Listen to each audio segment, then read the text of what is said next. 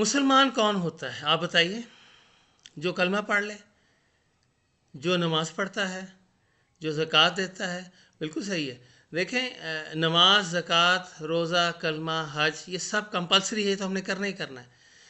آپ ساروں نے جو کہا وہ ٹھیک ہے، وہ مسلمان ہیں. اب ہم دیکھتے ہیں کہ نبی صلی اللہ علیہ وآلہ وسلم کے نزدیک مسلمان کون ہے. آپ صلی اللہ علیہ وآلہ وسلم کی حدیث ہے کہ مسلمان وہ ہے جس کی زبان اور ہاتھ سے دوسرے مسلمان محفوظ رہیں. یہ حدیث نبی صلی اللہ علیہ وآلہ وسلم کی. اب یہ دیکھیں، اگر ہماری زبان سے کسی کو تکلیف پہنچ رہی ہے، ہمارے رشتہ داروں میں، ہمارے دوستوں میں، ہمارے گھر بار میں، ہمارے آفیسز میں، تو پھر آپ دیکھ لیں کہ ہم کہاں پہ کھڑے ہیں. آپ خود انالیسس کر لیں کہ. اور دوسرا، اگر ہاتھ سے تکلیف پہنچ رہی، ہاتھ کا مطلب خالی یہ نہیں کہ طاقت کا استعمال کریں اور ہاتھ سے کسی کو آپ تکلیف پہنچا رہے ہیں. یہ ہاتھ کا مراد قلم بھی ہو سکتا ہے نا، کہ آپ نے کوئی سائن ایسی جگہ کر رہے ہیں، آپ ڈیسیژنز ایسے کر رہے ہیں جس سے کسی کو ناحق تکلیف پہنچ رہی ہے. آپ اپنا محاسبہ خود کر لیں.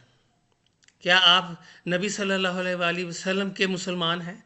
جو آپ صلی اللہ علیہ وآلہ وسلم نے کہا کہ مسلمان وہ ہے، تو نبی صلی اللہ علیہ وآلہ وسلم کے مسلمان تو وہ ہے جن کی زبان اور ہاتھ سے کسی کو دوسرے مسلمان کو تکلیف نہیں پہنچ رہی. آپ یہ دیکھیں کتنا پرسکون معاشرہ ہو جائے اگر آپ زبان کو کنٹرول کر لیں. مجھے ایک حدیث شریف یاد آ رہی، اللہ تعالیٰ کمی بیشی معاف کرے. آپ صلی اللہ علیہ وآلہ وسلم نے حضرت معاذ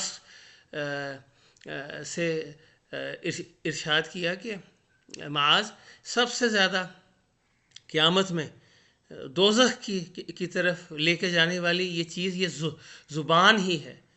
تو یہ زبان جو ہے نا، اس سے آپ جب لوگوں کو تکلیف پہنچاتے ہیں تو وہ تکلیفیں اندر تک خنجر کی طرح جاتی ہیں. آپ دیکھیں، آپ تسبیحاں کر رہے ہیں اور عبادت گزار ہیں، یہ تو آپ اپنے لیے کر رہے ہیں، خود حقوق اللہ.